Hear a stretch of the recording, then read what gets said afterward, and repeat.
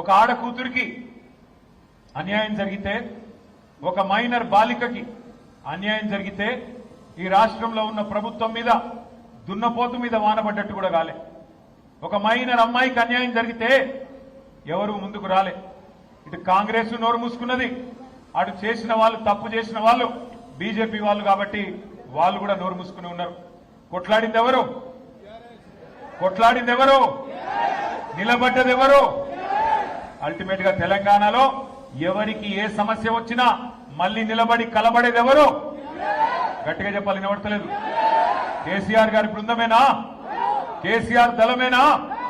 మళ్ళీ నిలబడేది, కలబడేది, గొంతు విప్పేది, కొట్లాడేది మళ్ళీ మనమే. కానీ ఒక్కసారి మనందరం కూడా ఆ తల్లికి, ఆ తండ్రికి, ఎవరైతే అమ్మాయి తల్లిదండ్రి ఉన్నారో వారిద్దరికీ గట్టిగా చప్పట్లతో సలాం చెప్పాలి, గట్టిగా చప్పట్లతో సల్యూట్ కొట్టాలని చెప్పి నేను విజ్ఞప్తి చేస్తా ఉన్నా. ఎందుకు? ఒకవైపు కేంద్ర హోంశాఖ మంత్రి, మరొక వైపు రాష్ట్ర ముఖ్యమంత్రి, ఇద్దరు పవర్ఫుల్ పోస్టుల్లో ఉన్న ఆ తల్లి, ఆ తండ్రి అదరలేదు, బెదరలేదు.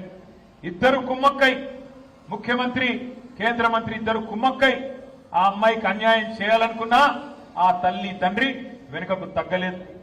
కామాంధుడి చేతిలో విలవిలలాడిన అమ్మాయికి న్యాయం చేయాలని చెప్పి ఆ తల్లి, తండ్రి చేసిన పోరాటం, దానికి అండగా మన బీఆర్ఎస్ పార్టీ మహిళల నాయకత్వం, మన బీఆర్ఎస్ పార్టీ మహిళా బృందానికి కూడా గట్టిగా చప్పట్లతో మీరు అభినందనలు చెప్పాలి. ఎక్కడికక్కడ పోరాటాలు చేసి మహిళా కమిషన్, డీజీపీ అంబేద్కర్ గారి దగ్గరికి పోయి మన మహిళా నాయకత్వం మొత్తం కాళికాదేవిలాగా విరుచుకుపడి మరి ఎక్కడి వారక్కడ నిలదీస్తే మన పెద్దలు, మన party general secretary doctor RS Praveen Kumar గారికి కూడా గట్టిగా చప్పట్లతో అభినందనలు చెప్పాల.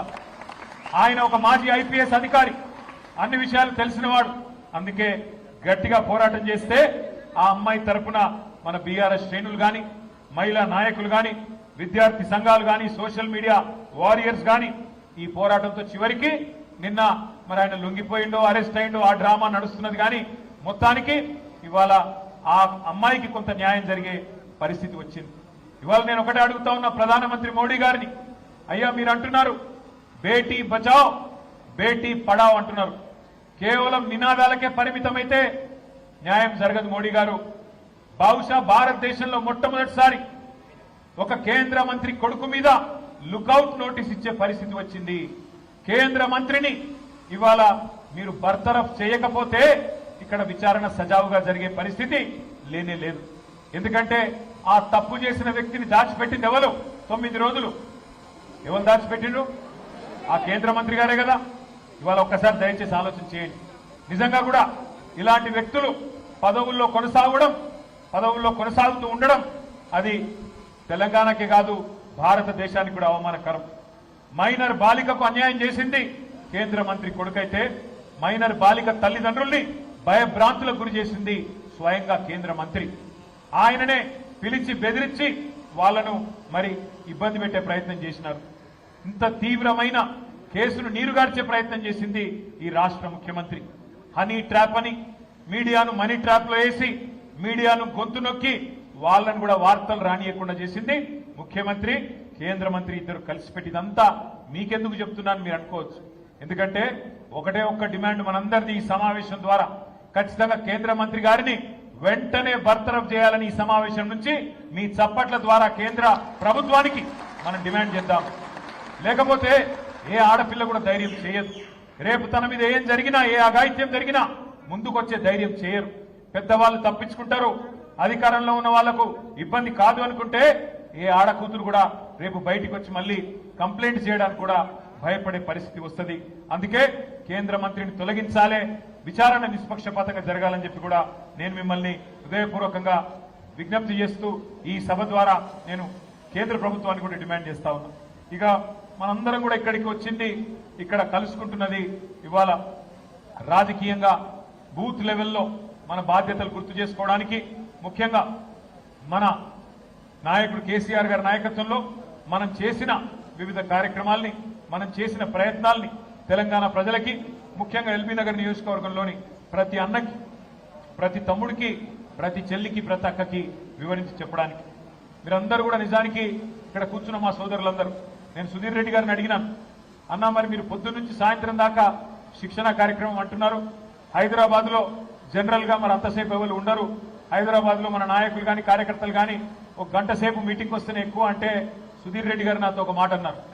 అన్న మా ఎల్బీ నగర్ కార్యకర్తలంటే మా నాయకులంటే క్రమశిక్షణ కలిగిన వాళ్ళు, మీరే రండి మీరే చూడండి ఎంత ఆర్గనైజ్డ్ గా ఎంత పద్ధతిగా మేము ఉంటామో మీరే చూడండి అన్నారు. అన్నట్టుగానే 1320 మంది అంటే 1320 మంది ఒక్కరికి తగ్గకుండా ఉదయం నుంచి ఇప్పటి వరకు నిబద్ధతతో కూర్చున్నందుకు మీ అందరికీ హృదయపూర్వకంగా నేను అభినందనలు తెలియజేస్తా ఉన్నాను. ఇవాళ చాలా మంది ఏమనుకుంటారంటే కార్యకర్తలు నాయకులు అంటే కేవలం ఎన్నికలప్పుడు మాత్రమే గుర్తొస్తా ఉంటారు రాజకీయ పార్టీలకి. కానీ ఇవాళ సుశిక్షితులైన సైనికులుగా మనం పనిచేయాలి అంటే శిక్షణ అవసరం. శిక్షణ ఎందుకు అవసరం అంటే ఏ రంగం తీసుకున్నా, ఒక డాక్టర్ అయినా, ఒక ఇంజనీర్ అయినా, ఒక న్యాయవాది అయినా, ఒక జర్నలిస్ట్ అయినా, మరి వేలాది మంది లక్షలాది మంది కోట్లాది మంది జీవితాల్ని ప్రభావితం చేసే ఏ వృత్తిలో ఉన్నా శిక్షణ తప్పకుండా అవసరం. అజ్ఞానాన్ని తొలగించడానికే శిక్షణ, ఎప్పటికప్పుడు జ్ఞానాన్ని పెంపొందించుకోవడానికి, అజ్ఞానాన్ని తొలగించుకోవడానికే శిక్షణ కార్యక్రమాలు. పార్టీ సిద్ధాంతం ఏంది, మనం అమలు చేసిన కార్యక్రమాలు ఏంది, ఏ రకంగా వాటిని ప్రజల్లోకి తీసుకొని పోవాలి, ఏ రకంగా కలిసికట్టుగా మనం నడవాలి, ఇవన్నిటినీ చేసుకోవడానికే శిక్షణ కార్యక్రమాలు. మీరు ఆత్మవిశ్వాసంతో కనుక ఉంటే, మీ దగ్గర పూర్తి సమాచారం ఉంటే, ఉదాహరణకి మీ ఎల్బీ నగర్ నియోజకవర్గం ఉంది. పెద్దలు సుధీర్ రెడ్డి గారి నాయకత్వంలో ఎల్బీ నగర్ జంక్షన్ ఇదివరకు ఎట్లుండే, ఇవాళ ఎట్లున్నది మీ కళ్ళకు నా కళ్ళకు కనబడుతూనే ఉన్నది. ఎన్ని ఫ్లైఓవర్లు కట్టినాం, ఎన్ని అండర్ పాస్లు కట్టినాం, ఎన్ని రకాల మరి అండర్ పాస్లతో పాటు ఎస్ఆర్డీపీలో ఎన్ని కార్యక్రమాలు చేసినామో మీ కళ్ళ ముందు ఉంది. కానీ చాలా మంది మిత్రులకు ఇక్కడ కూర్చున్న వాళ్ళకి అందులో ఎంత ఖర్చు పెట్టినాము, ఎంత ఎఫర్ట్ పెట్టినారు సుధీర్ రెడ్డి గారు కానీ మన అధికారులు కానీ తెలియకపోవచ్చు. ఆ వివరాలన్నీ మనకు తెలుసుంటే, ఆ సమాచారం మన దగ్గర ఉంటే, అవతల వాళ్ళు మాట్లాడినప్పుడు సమాచార సహితంగా వారిని తిప్పికొట్టేదానికి ఆస్కారం ఉంటుంది.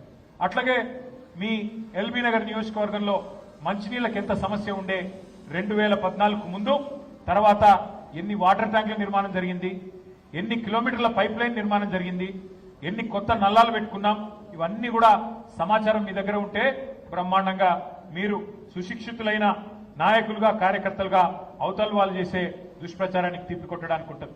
నిజంగా చెప్పాలంటే ఒక రాజకీయ పార్టీ కార్యకర్త యుద్ధంలో ఒక సైనికుడితో సమానం. ఒక సైనికుడు ఎట్లా అయితే తన దేశాన్ని కాపాడడానికి ఏ రకంగానైతే వీరోచితంగా కొట్లాడతారో, మీరు కూడా మాకంటే ఎక్కువ క్షేత్రంలో కొట్లాడేది మీరు, తలపడేది మీరు, బూత్ స్థాయిలో నిలబడేది మీరు, పార్టీ కోసం ప్రచారం చేసేది మీరు. అందుకే మీ దగ్గర సమాచారం ఉంటే, మీ దగ్గర సంపూర్ణమైన అవగాహన ఉంటే తప్పకుండా ధీటుగా అవతల పార్టీని తిప్పికొట్టవచ్చు. మీరు మన ప్రభుత్వ హయాంలో చేసిన పథకాలు, ఉదాహరణకి కేసీఆర్ కిట్ అనే ఒక అద్భుతమైన పథకం ఉండేది.